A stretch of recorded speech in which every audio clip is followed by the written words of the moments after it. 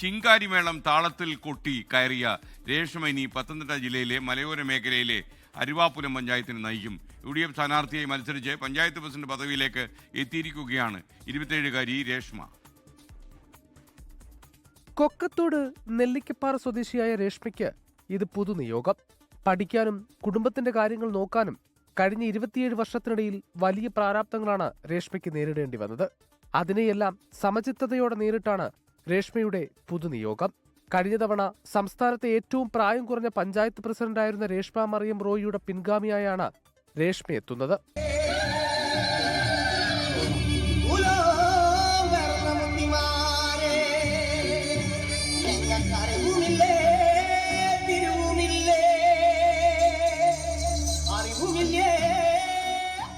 അരുവാപ്പുരം പഞ്ചായത്ത് പ്രസിഡന്റായ അധികാരമേറ്റ രേഷ്മയുടെ ശിങ്കാരിമേളത്തിന്റെ താളം കേരളത്തിലും തമിഴ്നാട്ടിലുമടക്കം മുഴങ്ങിയിട്ടുണ്ട്.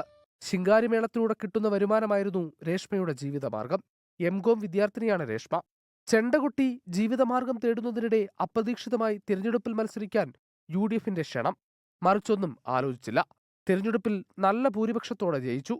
UDFന് ഭൂരിപക്ഷം ലഭിച്ച അരുവാപ്പുലം പഞ്ചായത്തിൽ ഇക്കുറി പട്ടികജാതി വനിതാ സംവരണം. അതിലൂടെ രേഷ്മയ്ക്ക് കൈവന്നതാണ് സ്വന്തം നാട്ടിലെ പഞ്ചായത്ത് പ്രസിഡന്റ് എന്ന പദവി. ചെണ്ടയും ചേങ്ങിനെയും ഒക്കെ വഴങ്ങുന്ന രേഷ്മ അതേ താളത്തിൽ പഞ്ചായത്തിനെയും നയിക്കാൻ കഴിയുമെന്ന പ്രതീക്ഷയിലാണ്. ചരിത്രത്തിൽ ആദ്യമായിട്ടാണ് കൊക്കാത്തോട്ടിൽ നിന്നൊരു പ്രസിഡന്റ് ഉണ്ടാവുന്നത്. അതിന്റെ സന്തോഷത്തിലാണ് എൻ്റെ നാടും ഒപ്പം തന്നെ ഞാനും. നമ്മുടെ നാടിനും നമ്മുടെ ജനങ്ങൾക്കും വേണ്ടി ഒറ്റക്കെട്ടായിട്ട് തന്നെ ഞങ്ങൾ പ്രവർത്തിക്കും.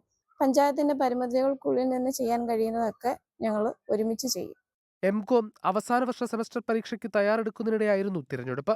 പാർട്ടി ഏൽപ്പിച്ച ഉത്തരവാദിത്തം ഭംഗിയായി ചെയ്യാൻ കഴിയുമെന്ന പ്രതീക്ഷയിലാണ് രേഷ്മ. 24 പത്തനംതിട്ട.